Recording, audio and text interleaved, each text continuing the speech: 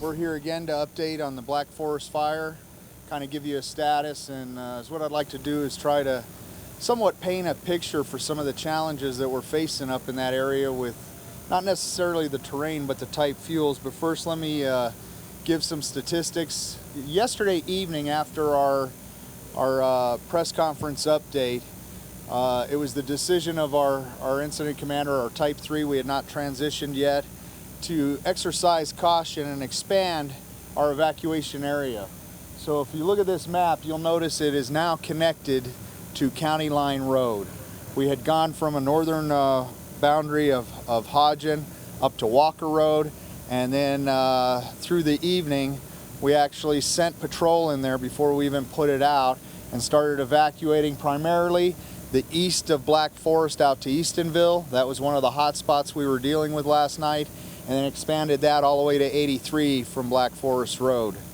So right now you can see we have a large area from Eastonville up to County Line Road, down 83 to the south, and just south of Shoup Road there across on the southern edge as a mandatory evacuation order. A lot of effort went in last night to trying to get an on-the-ground assessment. The winds let up somewhat, but we were still getting a lot of breezes coming from the north blowing to the southeast that was fueling areas or stirring the fire in areas that were pretty calm going into yesterday's events. And we saw a lot of flare-ups in areas that had previously burned, and even some back burning over some of those areas. Our total numbers that we are looking at is the fire and the evacuation area include, let me put it more accurately this way.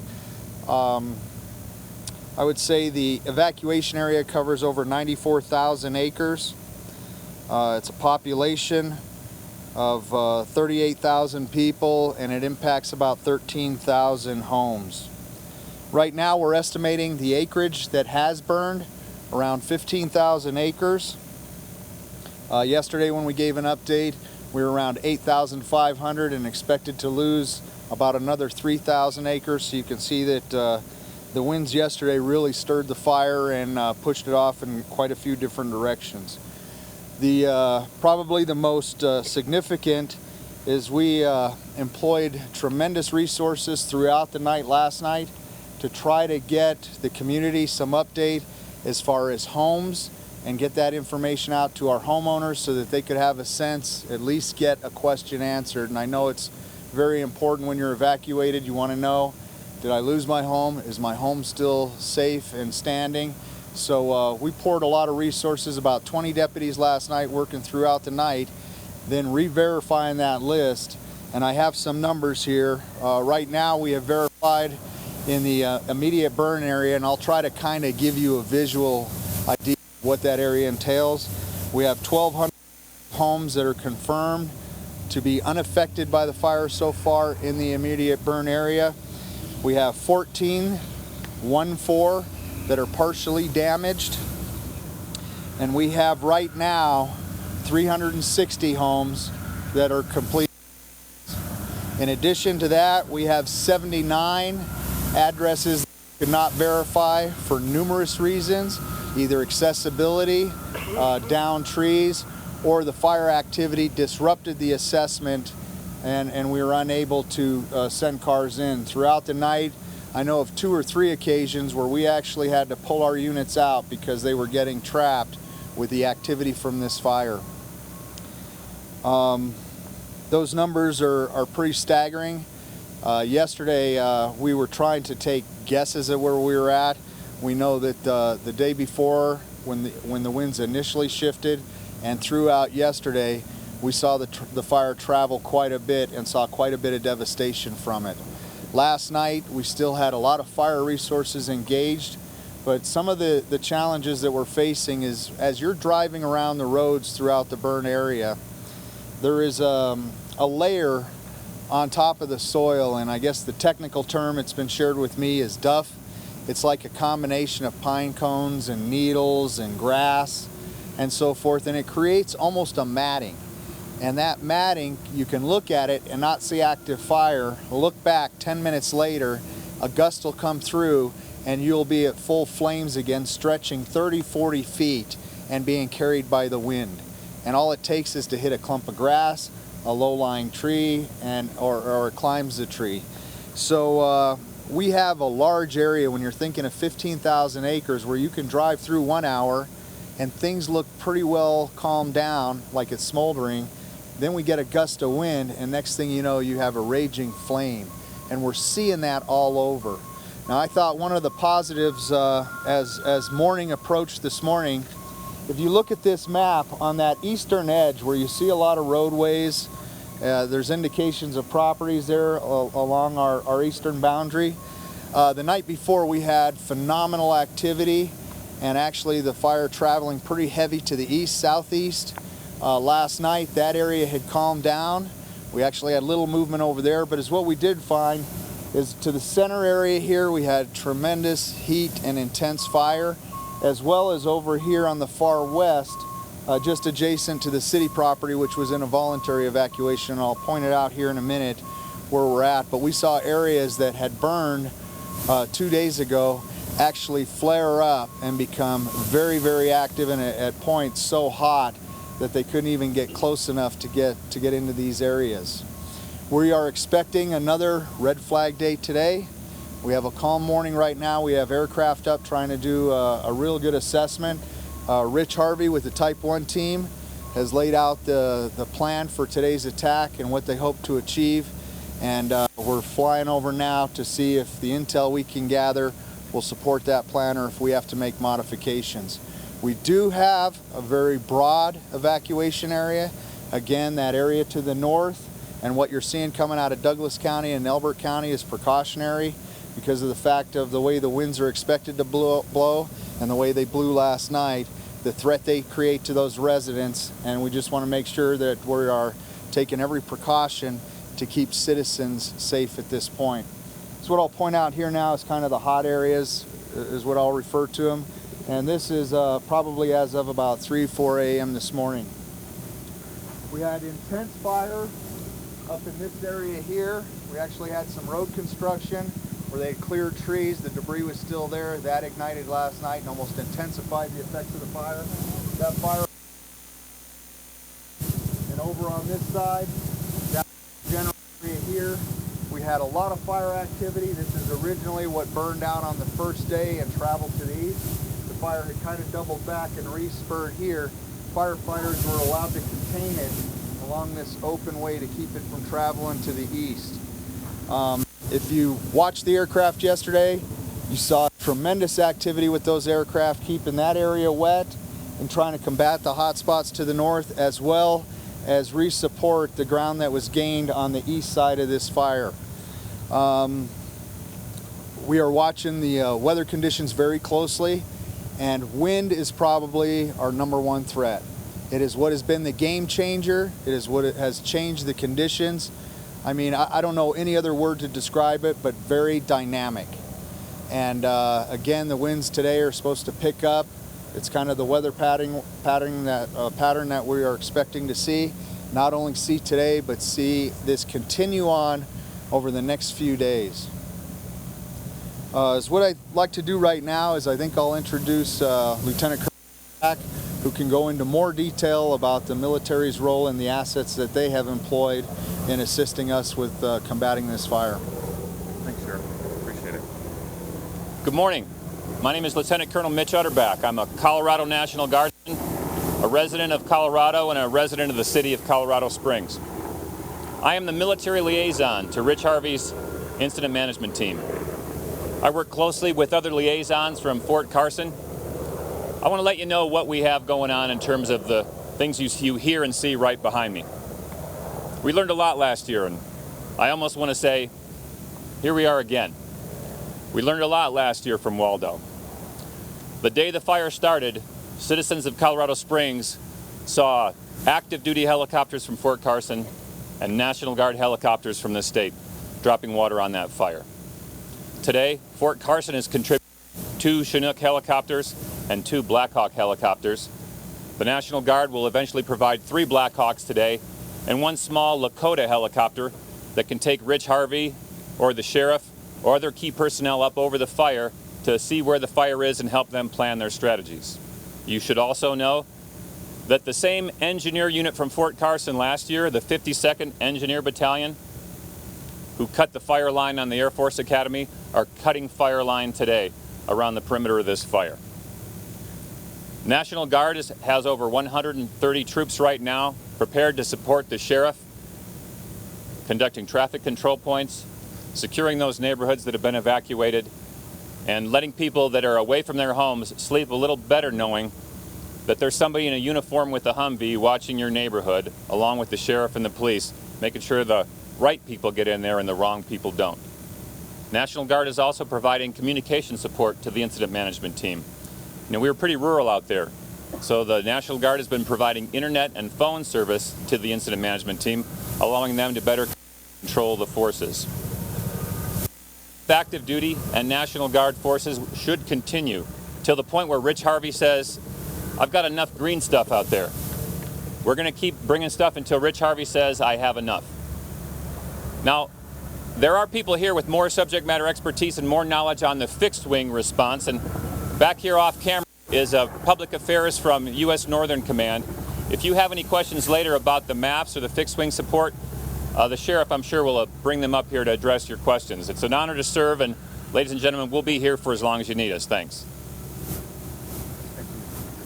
I want to kind of reinforce the role that the military has provided.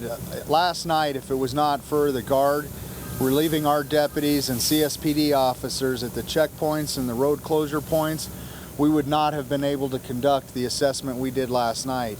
As far as the safety and security of the neighborhoods that have been evacuated, driving around on those streets last night, you could not drive a street without running into law enforcement. So that area has probably more saturation with patrol than it has ever seen, and the stress and importance on that point is we are in watching the properties as well as monitoring fire activity and making sure we're relaying that information real time to the command post. If we see a home being threatened where there is fire at the base of that home, trying to call real-time fire resources to come in and save the home. So those are the kind of activities and the role that the military has brought, and the tremendous savings of resources on our folks, the CSPD officers, Monument, Palmer Lake, and all the rest. So what I'd like to do now is invite Commissioner Darrell Glenn to come up and talk about the county's efforts. Thank you, Sheriff. Hi, I'm El Paso County Commissioner Darrell Glenn, representing the northeast section of the county. And first of all, I want to thank all the government agencies that we've been working with, City of Colorado Springs and all the agencies that the Sheriff has mentioned. We have learned a lot from Waldo Canyon, and I can tell you the level of cooperation has been fantastic. Also in the community, we receive so much support, and I want to continue to encourage that because, you know, people are impacted by the fire, and we are one family, so we want to make sure that we take care of that. We are very proud as a county to announce that our Disaster Assistance Center is open, and it is at 1675 Garden of the Gods. It's going to be open from 8 a.m. to 6 p.m., and we're going to keep it open until we can feel that it's necessary to close that. There are a variety of different services that are available there, from insurance companies to public health. We want to make sure that, especially if you've been impacted by this fire, please go by there, because you would be surprised at the information that you can learn just by going into that thing, and we want to make sure that we provide you with the information that you have. We also received word of a very generous donation by the El Pomar Foundation. They've been generous enough to give us $250,000 to help out with individuals that have been impacted by the fire, so we want to make sure that we say thank you for that. We will be also standing up a steering group to work with the residents of Black Forest and other areas that have been impacted to kind of help out with that. But again, this is just another example as a community, we come together and take care of one another. So I will be around if you have any questions after that, but I want you to know that if you have not been to that Disaster Assistance Center, please go there. And listening to all the media publications, the one piece of advice, if you are in a pre-evacuation area and you have time, please take pictures of things inside of your homes. You might not be able to have an opportunity to grab it, but if you can take photos, that will be helpful in the recovery process. So thank you very much. And now I'll ask Chief Tommy Smith to come up and talk about the impact to the city and their voluntary evacuations. Good morning. Tommy Smith, Interim Fire Chief of the Colorado Springs Fire Department. Just want to give you an update on Flying Horse subdivision. Yesterday, we had a voluntary evacuation in Flying Horse. That voluntary evacuation still is in effect. Yesterday, we had some concerns with the weather that we were seeing, that there might be fire or some spotting in the neighborhood. So we sent up about 3 crews to make sure that they did some branding patrol and also set up a structure protection if it was needed. Thanks to the military, as the fire started to burn westward, they got the helicopters up pretty quickly on that, so the fire didn't come anywhere close to Flying Horse. And so we're going to continue to monitor the neighborhood and make sure that we don't have any brands coming in. We'll have some crews, maybe 3 or 4 crews out monitoring the area, setting up for structure protection if it's needed. Also, we continue to support the incident with a task force. We have 5 Type 1 engines, which contains about 25 to 30. We'll continue to support the incident throughout until the county or the tells us they don't need us anymore. Last night, got a chance to go out and see what some of the fire crews were doing. Noticed that there were several different colors of fire trucks, but they all had the same goals and missions in mind, which is to protect life and save properties. They are doing a wonderful job working together, and as Commissioner Glenn said, the cooperation has been absolutely amazing. We'll continue to be here to support this effort as long as we're needed. Thank you. I want to echo that I've witnessed tremendous interagency cooperation from agencies responding from all over the state. I'm getting phone calls every day from all around the state wanting to know if they can send resources, where to send them, and those people that are responding are just blending right in. As of 6 a.m. this morning, we have begun the transition to the Type 1 management team. They basically officially took command of this fire. They are ramping up their infrastructure for the management of the resources that are coming in and so forth. And as I've mentioned, Rich Harvey is the incident commander. He's no stranger to our community.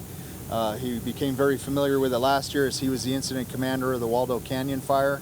So we're glad to have him back. It's a very smooth transition, and Rich Harvey has a tremendous amount of experience, and we're actually glad to see him. He's very easy to work with, and we already have an established relationship, so that makes it even that much easier. My hope is to have Rich at the next meeting so he can give an update onto the operational issues and what approaches he's planning. Something else I'd like to mention is that we have had several requests either come up here from citizens seeking more information. Off to my left over here is Sergeant Joe Roybal. If you are a citizen looking for information or you have a special requirement, please get with Joe, leave your name and number and what the issue you need addressed is. We'll start collecting that information and seeing if we can't get some folks. I know I've had a couple requests to get into the affected area depending on where it is. We want to make sure that we're taking care of those individual needs as they arise. So that's all I have for the formal briefing right now. We'll be looking at another one at 5 o'clock, and I'll go ahead and open it up for questions at this time. What difference will federal Hold on. resources make? Go ahead. What difference will federal resources make? Well, if you listen to the title, it's a Type 1 management team. It's not necessarily they show up with firefighters. They bring in the infrastructure to help coordinate with the multi-jurisdictional response. And that's the level of difference between a Type 3, a Type 2, and a Type 1, is the resources they bring in, the expertise, along with the years of experience. So we're gaining in that arena. Essentially, they'll be utilizing the very resources that have been engaged since the day it started, and they have access, more direct access, should we need to bring in more national resources. And I just want to kind of echo the question. It was, what differences will the federal Type 1 team make? So that's what I was trying to address there. Any update on the missing person report? No, I have no update on the missing person report. Obviously, a call comes in with a name, and we're able to tie that to an address and then go in and check that address, and the area where we've been trying to get into is just too hot. We made several attempts yesterday and were unsuccessful, so that one is really being driven by the fire activity, and then once we get in there, how much our efforts in searching are hampered by the extreme heat. I had a question here. Deputies that they really went in and were able to analyze what homes were destroyed. How are you getting that information to residents? We're hearing from residents who are saying they haven't gotten an update since yesterday that you guys sent out around noon with the new list of homes. That is true. Last night, we're taking the information off the assessor's database, and the question was that the residents had not received an update since yesterday. That is absolutely true. And how are we getting the information out? Where's the information coming from? As I said, it's actually coming from the assessor's website. Yesterday, 2 attempts to go in and re-verify as well as update existing information. This fire is not burning through and not returning. It's actually returning. So homes we had listed yesterday as unaffected were lost last night or during the day yesterday. Now, twice yesterday, we had to pull people off the assessment detail to support the evacuation detail, which significantly delayed getting some updates. Depending on fire behavior, we're hoping that it can be a continuous process, but I have to tell you that what we put up right now, which I think a major update just went up, including the numbers I gave, can change in 10 minutes. And it takes human resources to go in and verify, and that is prioritized with the other needs that the law enforcement is facing. So we're trying to do the best we can. The information is subject to change. We're trying to keep it as accurate as possible. But like I said yesterday, homes we knew were standing yesterday, I personally witnessed go down last night. We'll take a question here. Where you're focusing on holding the fire lines? Well, we're expecting the winds to start carrying it to the southeast. Yesterday, the winds were blowing to the northwest, and we had a head of fire heading northeast. So obviously the hot spots are the greatest concern with it growing to the north. Primarily, and I would say the #1 priority right now and the threat that we are facing is growth moving straight west or northwest into more populated areas. Those are going to be the priorities unless the weather dictates otherwise. Can you talk about the containment numbers and whether you think that's going to change today? No, I don't see, the question was, can you talk about the containment numbers? We're not at a point right now where we can actually declare containment. I mean, it's kind of a loose term. You're dealing with winds that are exceeding 20, 30, 40 miles an hour. I think we're in the up to 35. So it's really difficult to declare a containment, and until we know we have a solid foothold and that we can hold that line for 24 hours, you're not going to hear a lot of discussion about containment. Are there any updates on injuries or fatalities? The question was any updates on injuries or fatalities. I have not heard of reported injuries, and no information on fatalities at this time. Sheriff, can you go over a little bit about when you're looking for a cause of a fire like this, how does that work? What steps do your investigators take? Where do they start? Where are they now? The question really surrounded the steps of the investigation to the cause. Actually, it all begins with this one here is obviously in a residential area. You start with the call that came in, pinpoint the point of origin. We actually had arson investigators out yesterday working on that area. I've not received an update. I know that area is one of the areas that became very hot yesterday, and I sense our investigators got pulled out. But essentially is what they're doing is sifting through ash, literally sifting through it, trying to find clues as to what could have potentially been a point of ignition, and then try to determine the cause of that ignition, and then look at the burn patterns. It's a very exhaustive and time-consuming process, but I don't have any new information on that at this time. Any other missing person reports in addition to the one you snatched and addressed? No, right now the question was, have we received any new additional missing persons? Right now, all I know of is we still have the 1 missing person report. Do you have a percentage of containment, if at all? I know you mentioned some crews have been able to create containment lines. Now the question was, do we have any numbers on containment? We know where the fire is burning within. We're not confident that if the winds changed and pushed the fire to any one of our boundaries that it could be held. So until we're confident that we can establish that, you won't see containment numbers. Do you know how many people were in the area that was newly evacuated? Actually, I do have those numbers. If we're talking about the new addition to the north there, basically from Walker Road on up to County Line Road, we were looking at, see, I got 2 different ones here. approximately 2,423 homes were affected. I don't have the exact population on that area yet. What is the total area that is? Moved out today? No, they were the additional homes that I made reference to that took the northern boundary from Walker Road up to County Line Road consisted of about a little over 2,400 homes. And those evacuations were done very quickly, door knocking by law enforcement, verifying the home, then tagging the home so that we were absolutely sure there was nobody remaining behind in it. I had one question over here. What is the total evacuation area covering right now? All that area you see in, I guess I would refer to it as pink, that is the mandatory evacuation. The blue areas around there are pre-evacuation status. That would be our first level as far as the ready, set, go. And then city, you'll see in the yellow area there, that is voluntary evacuation. So that kind of gives you a visual of the area we're talking about. The mandatory, what is the area in like square miles does that cover? I think, I was going to say we were around, the question was what is the square miles? I think we're up around 67 square miles, maybe approaching 70, but I'll have to get an updated number on that. Any chance I-25 could be seeing any closures?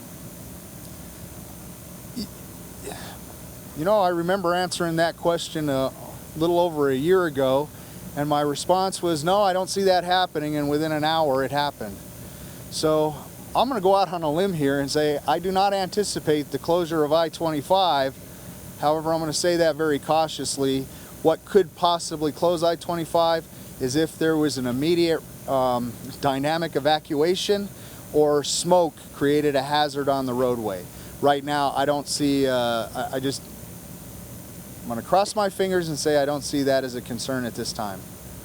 I know that we talk about people wanting to know if their home is still standing or not. Can you describe maybe some of the neighborhoods that really have been worst hit? Is the fire moving in that way? Like, are there homes in certain niches, clusters that are lost? The question was, can we describe kind of where clusters are? I'll try to do it. Let me kind of give you an idea of what we see when we're moving around in that area. Is you can drive down a street and you'll see that the treetops where there has been fire mitigation are green. Within those trees, you see a series of 8 to 10 foundations. One thing that I've realized is this fire was very hot, very intense. Obviously the winds were helping fuel the intensity of it, and we see where homes were lost. They were complete losses. And it's series of 6 to 8 to 10, and then you'll have one standing home. And then it's another 4 to 5 where it's reduced to just ground level ash and debris remaining behind. I'll try to kind of point out on the map the best I can, but it has shot off in different directions with the changing intensity of the fire. It really begins down in this area here. And if you were to just generalize where the most intense heat was, it kind of moved up this way, just missing the Castle Pines area, and started heading north, and then it almost turned as a wall, and it started fanning down through this area here.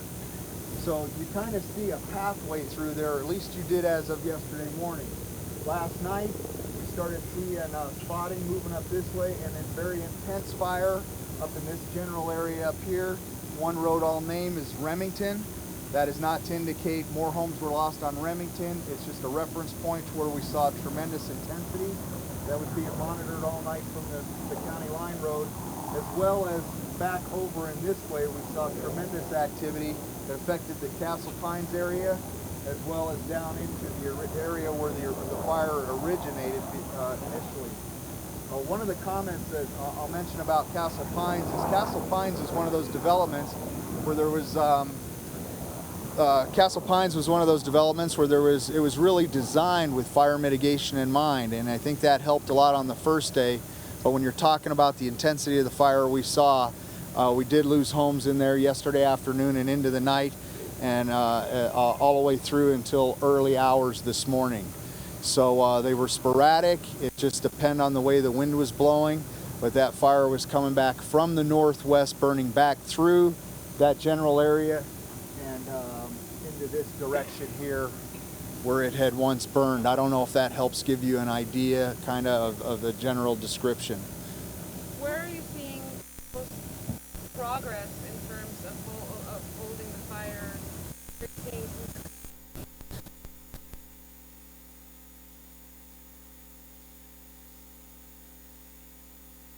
I will say last night or this morning when party, it was actually good news to know that eastern side was not consuming a lot of our resources. I saw that as a victory.